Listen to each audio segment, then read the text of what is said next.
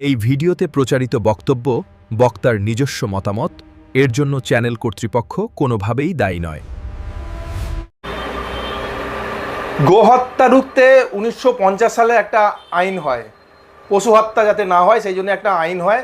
সেই আইন নিয়েই কংগ্রেস আমলে, সিপিএম আমলে, 15 বছর তৃণমূলের আমলে সেইভাবে কোনো কার্যকর হয়নি এই আইন।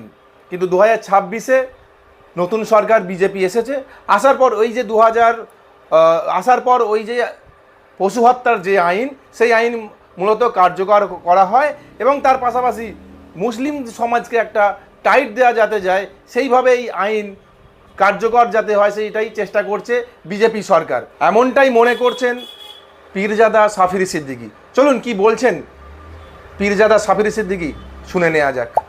সব থেকে বড় জিনিস হচ্ছে এই বিজেপি আচরণ, এদের উদ্দেশ্য একটাই, যে কি করে সারা ভারতবর্ষের মুসলমানকে দমানো যায়, কি করে মুসলিম সমাজকে আপনার ধ্বংস করা যায়, কি করে মুসলিম সমাজের উপরে নির্যাতন করে এ দেশ থেকে তাড়ানো যায়। সেই পরিকল্পনা বারংবার এরা বিভিন্ন রকমভাবে পরিকল্পনা করে আসছে।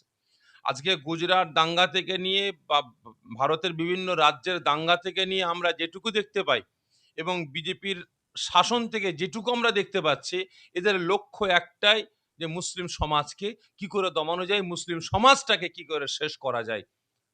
আজকে আপনারা দেখুন না, আর কদিন পরে আমাদের কাছে আসছে কুরবানি, পবিত্র দিন। আমরা এই দিনে আমরা পশু কুরবানি করব, আমরা গরুকে জবাই করি। আজকে হঠাৎ করে 1950 সালের আইন, ভারত স্বাধীন হওয়া থেকে নিয়ে আজ পর্যন্ত পশ্চিম বাংলায় এই আইনটা লাগু হয়নি। কংগ্রেসের আমল, সিপিএম এর আমল, তৃণমূলের আমল লাগু হয়নি। এখন এই বিজেপি সরকার আসার পরেই এখন লাগু করে দেওয়া হলো কি, যে গোহত্যা বন্ধ করতে হবে। আজকে দেখেন না, গোহত্যার বন্ধ করার নাম করে মুসলিম সমাজটাকে টাইট করতে আরম্ভ করলো। এসআইআর করলে মুসলমান শায়েস্তা খাবে, গোহত্যা বন্ধ করলে মুসলমান শায়েস্তা খাবে। আবার নতুন করে গতকালকে আবার মিডিয়ার মাধ্যমে দেখলাম যে ইমামদের যে ভাতাটা দেওয়া হচ্ছে, সেই ভাতাটা বন্ধ করে দেওয়া হলো, মুয়াজ্জিম ভাতা বন্ধ করে দেওয়া হলো। আবারও ঘোষণা হলো টোটাল আপনার ধর্মীয় শিক্ষা, বিশেষ করে মাদ্রাসার সরকারি কোনো রকম অনুদান দেওয়া হবে না। এভাবে মুসলিম সমাজের উপরে নির্যাতন চালিয়ে যাচ্ছে। তবে আমি আপনাদের মাধ্যম দিয়ে টোটাল ভারতবর্ষ সহ আমি আমার রাজ্যের মুসলিম উম্মার কাছে আমি অনুরোধ করব, জোরহাত করে বলবো, আপনারা সবর করুন, আপনারা মজবুত হন, মাথা গরম করবেন না। কারণ গত কদিন আগে দেখলাম পার্ক সার্কাসে আপনার একজনের বাড়ি বিনা নোটিশে বুলডোজার দিয়ে ভেঙে দিয়েছে এবং তারপরে কলকাতায় রাস্তায় জুম্মার নামাজ পড়তে দেয়নি। একে কেন্দ্র করে পার্ক সার্কাসে বিরাট আন্দোলন হয়েছে, ভাঙচুর হয়েছে, পুলিশ প্রশাসনের উপরে আপনার ইট পাটকেল ছোড়া হয়েছে। আমি প্রত্যেকটা মুসলমান ভাইদের কাছে আমি অনুরোধ করব, জোরহাত করে বলবো, আপনারা মাথা ঠান্ডা করুন। রাস্তায় নামাজ পড়তে দেয়নি, অসুবিধে কি আছে? অসুবিধে কি আছে? আমরা মসজিদে, আমরা যদি একতলা মসজিদ থেকে আমরা দুতলা তিনতলা মসজিদ বানিয়ে নিই না, আমরা সেখানে নামাজ পড়বো। একবার না হলে দুবার তিনবার আমরা জামাত করে নামাজ পড়বো।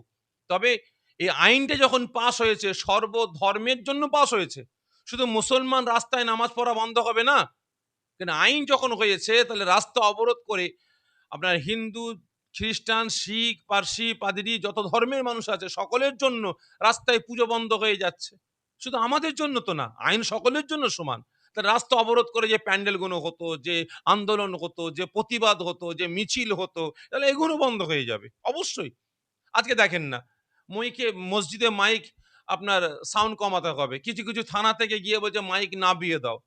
তাহলে আইন পাস করেছে মোল্লাদের শায়েস্তা করার জন্য, কিন্তু এখন আমরা দেখতে পাচ্ছি মুসলমান সাউন্ড আমরা কমাচ্ছি, কিন্তু বিপরীতে আমরা দেখতে পাচ্ছি কি, যে সমস্ত ভাইয়েরা গঙ্গার পানি নিয়ে যাচ্ছেন ডিজে বক্স বাজিয়ে, যে সমস্ত ভাইয়েরা আপনার বিজয় মিছিল বানাচ্ছিলেন, আমার হিন্দু ভাইয়েরা বিজেপি এসেছে বলে একদম বড় বিরাট বিরাট ডিজে বক্স বাজিয়ে ধুমধারাক্কা বাজাতে বাজাতে যাচ্ছিলেন, পুলিশ প্রশাসন তাদেরকেই তুলে নিয়ে চলে যাচ্ছে, সেই বক্সগুলোকে তুলে নিয়ে চলে যাচ্ছে।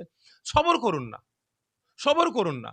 এসআইআর করে ক্ষতি কাদের হয়েছে? মুসলমানদের অতটা হয়নি, যারা করেছে তাদের ক্ষতি হয়েছে।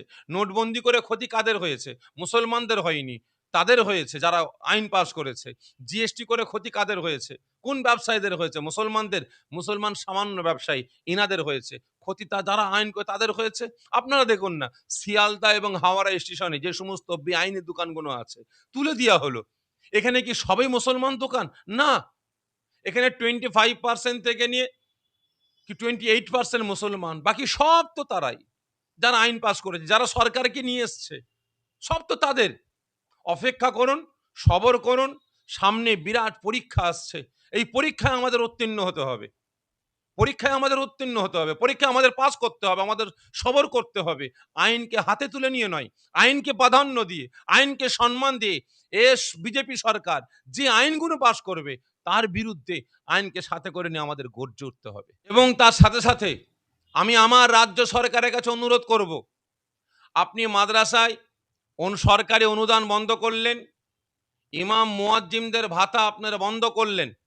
কারণ এই মাদ্রাসার অনুদান, ইমাম মুয়াজ্জিমদের ভাতা, এটা সরকারি সম্পদ থেকে দেওয়া হতো না, হতো কোথা থেকে? ওয়াকফ সম্পদ থেকে। তাহলে আমি অনুরোধ করব সরকারের কাছে, আমার রাজ্য সরকারের কাছে, আমাদের পূর্বপুরুষেরা লক্ষ লক্ষ বিঘে জমি জায়গা ওয়াকফে লিল্লাহ করেছেন, কোটি কোটি টাকার সম্পদ ওয়াকফে লিল্লাহ করেছেন, আল্লাহ পাকের নামে দান করেছেন অসহায় মুসলমানদের স্বার্থে। অবিলম্বে এই ওয়াকফ সম্পত্তির সমস্ত টাকাগুলো এই মাদ্রাসায় মুসলমানদের খাতায় যেন ব্যয় করা হয়, তার সুব্যবস্থা আপনারা করবেন। যদি না হয় তাহলে আপনাদের বিরুদ্ধে আমরা গর্জে উঠব।